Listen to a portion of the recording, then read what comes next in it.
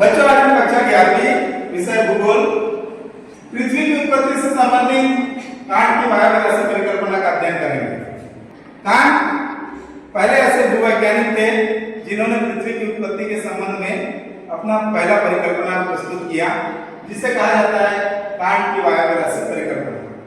Can't ने यह माना कि इस ब्रह्मांड में पहले से एक दैव निर्मित निहारिका मौजूद थी। निहारिका मतलब नेबुला।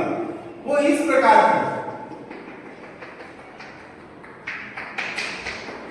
की निहारिका थी और ये निहारिका जो थी इसमें गैस और धूल कण थे। गैस में हीलियम और हाइड्रोजन और धूल कण थे। गैस, हीलियम और हाइड्रोजन और इसमें कण थे। इस प्रकार से गैस और कणों का एक विशाल बादल था जो दैव निर्मित था, ईश्वर के द्वारा बनाया गया। दैव निर्मित मतलब ईश्वर के द्वारा बनाया गया और ये आद्य पदार्थों से निर्मित था, अपनी मूल अवस्था में था। और ये जो निहारिका थी ये कैसे थे? इसके कण वगैरह कठोर थे, गतिहीन थे और कैसे थे? शीतल थे। इन कणों में आकर्षण हुआ। इन कणों में आकर्षण हुआ। ये कण ऐसे फैले हुए, इनके बीच में आकर्षण हुआ, घर्षण उत्पन्न हुआ।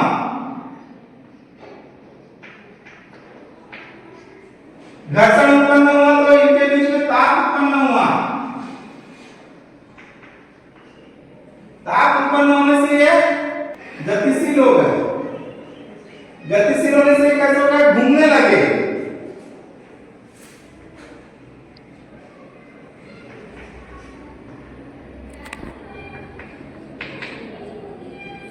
इस प्रकार से हम देखते हैं कि निहारिका इसमें जो कण थे, इस कण का आकर्षण के कारण इस सब जो मध्य भाग का इसमें उभार हो गया।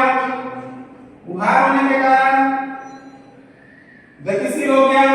गतिशील होने के कारण ये घूमने लगा और घूमने के कारण इनमें अकेंद्रीय बल कार्य करने लगा। अकेंद्रीय बल मतलब वह बल जो केंद्र से बाहर की ओर कार्य करता है। ये केंद्र से बाहर की ओर जो बल काम करता है उसको अकेंद्रीय बल कहते हैं। तो ये अकेंद्रीय बल के कारण ये बाहर का जो भाग है ये अपने मूल स्थान जो था यहाँ से अलग हो गया और वो इस रूप में ऐसा होते चला गया। इस प्रकार से हम देखते हैं कि मुख्य निहारिका से 9 भाग अलग अलग हुए।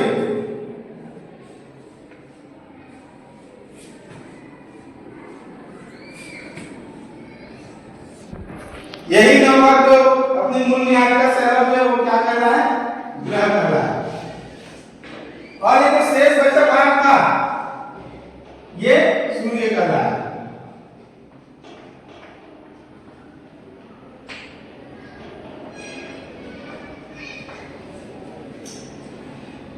तो इस प्रकार से अपन देखते हैं कि कांट की जो वायव्य राशि परिकल्पना थी ये न्यूटन के गुरुत्वाकर्षण के नियम पर आधारित थी और इनमें कणों के बीच में आकर्षण हुआ। आकर्षण होने से घर्षण हुआ।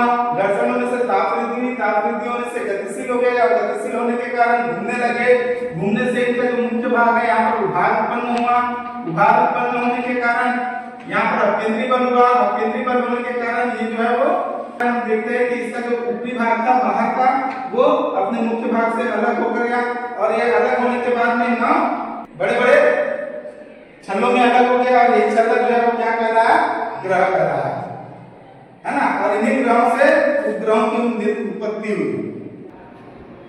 ये जो दिख रहा है इनका नाम है इमैनुअल कांट। ये प्रथम व्यक्ति थे, भूगोलवेत्ता थे जिन्होंने पृथ्वी की उत्पत्ति से संबंधित सिद्धांत को प्रतिपादित किया। इन्होंने अपने सिद्धांत का नाम रखा वायव्य राशि परिकल्पना। तो आज हम वही चीज पढ़ेंगे, पृथ्वी की उत्पत्ति से संबंधित वायव्य राशि परिकल्पना। वायव्य राशि वायुमंडल का एक विशाल क्षेत्र जिसमें हवा के भौतिक गुण, तापमान, आर्द्रता क्षैतिज दिशा में लगभग एक समान होते हैं, उसे हम क्या कहेंगे, वायव्य राशि। तो इस प्रकार से अपन देखते हैं कि वायव्य, वायु का क्या मतलब हुआ, वायु। दूसरा देव निर्मित, देव निर्मित मतलब जो प्राकृतिक है, भगवान के द्वारा बनाया गया है, उसे हम कहते हैं देव निर्मित। तीसरा है आद्य पदार्थ, आद्य पदार्थ मतलब किसी भी चीज की मूल अवस्था को हम क्या कहते हैं, आद्य पदार्थ। कांट के वायव्य राशि परिकल्पना के अंतर्गत हम देखते हैं कि पृथ्वी की उत्पत्ति के संबंध में सन 1755 में इमैनुएल कांट ने सबसे पहले एक लोकप्रिय सिद्धांत का प्रतिपादन किया, इसको हम कहते हैं कांट का वायव्य राशि परिकल्पना। कांट का मानना है कि पृथ्वी की उत्पत्ति निहारिका नेबुला से हुई है। ये जो निहारिका है वो दो चीजों से मिलकर बनी है। पहला जो है वो पदार्थों का बादल जिसके अंतर्गत धूल बनाते हैं, और दूसरा है गैस, गैस में हीलियम और हाइड्रोजन, इन दो तत्वों से मिलकर के नेबुला बनी हुई है। कांट की वायव्य राशि परिकल्पना की कुछ मान्यताएं भी थी। इसके अंतर्गत मान्यताओं में पहला कांट ने यह मान लिया था कि ये जो नियम है कांट की वायव्य राशि परिकल्पना, ये न्यूटन के गुरुत्वाकर्षण के नियम पर आधारित है। कांट ने यह मान लिया कि ब्रह्मांड में पहले से देव निर्मित आद्य पदार्थ थे, ये उनकी मान्यता थी। फिर तीसरा चीज कांट ने यह मान लिया कि ये जो पदार्थ है जो देव निर्मित है, आद्य थे, वो प्रारंभ में कठोर थे, गतिहीन थे और शीतल थे। कांट ने अपनी चौथी मान्यता में यह बताया कि आपसी आकर्षण के कारण ये जो गतिहीन, शीतल और कठोर कण थे वो आपस में टकराने लगे, और इनमें आपसी टकराव से इनके बीच में घर्षण उत्पन्न हुआ। घर्षण उत्पन्न होने से इनके बीच में ताप उत्पन्न हुआ, और जब ताप उत्पन्न हुआ तो आपस में घूमने लगे। फिर पांचवी मान्यता के अंतर्गत कांट ने बताया कि ये जो घूमते हुए भ्रमणशील गति के कारण सभी पदार्थ जुड़कर एक गुच्छे या राशि में बदल गए, जिससे कांट ने वायव्य राशि का नाम दिया। छठी मान्यता यह थी कि वायव्य राशि एक गतिशील निहारिका में परिवर्तित हो गई, जिसमें ताप में जन्म हुआ और साथ ही साथ ताप बढ़ने के साथ साथ इसमें आकार में भी वृद्धि हो गई। मान्यता 7, निहारिका इतनी तेज गति से घूमने लगी कि अपकेंद्री बल अधिक हो गया। अपकेंद्री बल अधिक होने के कारण उसका केंद्रीय भाग में उभार उत्पन्न हो गया।